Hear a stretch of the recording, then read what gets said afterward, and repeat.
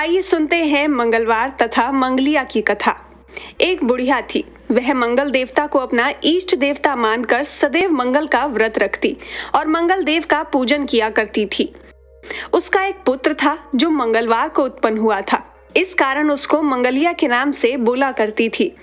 मंगल देव के दिन ना तो घर को लीपती और ना ही पृथ्वी को खोदा करती थी। एक दिन मंगल देवता उसकी श्रद्धा की परीक्षा लेने के लिए उसके घर में साधु का रूप बनाकर आए और द्वार पर आवाज दी। बुढ़िया ने कहा, महाराज क्या आज्ञा है? साधु कहने लगे कि बहुत भूख लगी है, भोजन बनाना है, इसके लिए तू थोड़ी सी पृथ्वी लीप दे तो तेरा पुण्य होगा।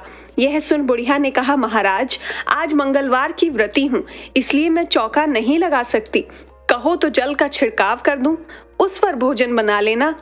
साधु कहने लगा कि मैं गोबर से ही लिपे चौके पर खाना बनाता हूँ।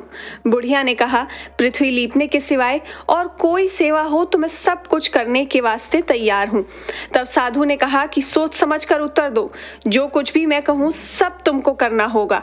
बुढ़िया कहने लगी कि महाराज पृथ्वी लीपने के अलावा जो भी आज्ञा करेंगे उसका पालन अवश्य करूंगी।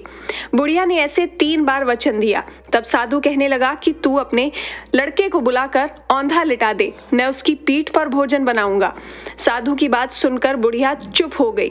तब साधु ने कहा, बुला ले लड़के को, अब सोच विचार क्या करती है। बुढ़िया मंगलिया मंगलिया कहकर पुकारने लगी। थोड़ी देर बाद लड़का आ गया। बुढ़िया ने कहा, जा बेटे, तुझको बाबा जी बुलाते हैं।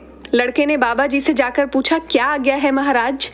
बाबा जी ने कहा कि जाओ अपनी माता जी को बुला लाओ। माता आ गई तो साधु ने कहा कि तू ही इसको लिटा दे। बुढ़िया ने मंगल देवता का स्मरण करते हुए लड़के को औंधा लिटा दिया और उसकी पीठ पर अंगीठी रख दी। कहने लगी कि महाराज अब जो कुछ आपको करना है कीजिए, मैं जाकर अपना काम करती हूँ। साधु ने लड़के की पीठ पर रखी हुई अंगीठी में आग जलाई और उस पर भोजन बनाया। जब भोजन बन चुका तो साधु ने बुढ़िया से कहा कि अब अपने लड़के को बुलाओ, वह भी आकर भोग ले जाए। बुढ़िया कहने लगी कि यह कैसे आश्चर्य की बात है कि उसकी पीठ पर आपने आग जलाई और उसी को प्रसाद के लिए बुलाते हैं।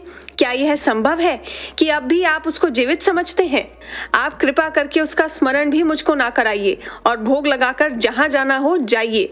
साधु के अत्यंत आग्रह करने पर बुढ़िया ने ज्यों ही मंगलिया कहकर आवाज लगाई, त्यों ही एक ओर से दौड़ता हुआ वह आ गया। साधु ने लड़के को प्रसाद दिया और कहा, माई तेरा व्रत सफल हो गया, तेरे हृदय में दया है और अपने इष्ट देव में अटल श्रद्धा है, इसके कारण तुमको कभी कोई कष्ट नहीं पहुंचेगा। हे भगवान, जैसे उस बुढ़िया के कष्टों को हरा वैसे सभी के हरना। बजरंगबली की जय। श्याम रामचंद्र की जय।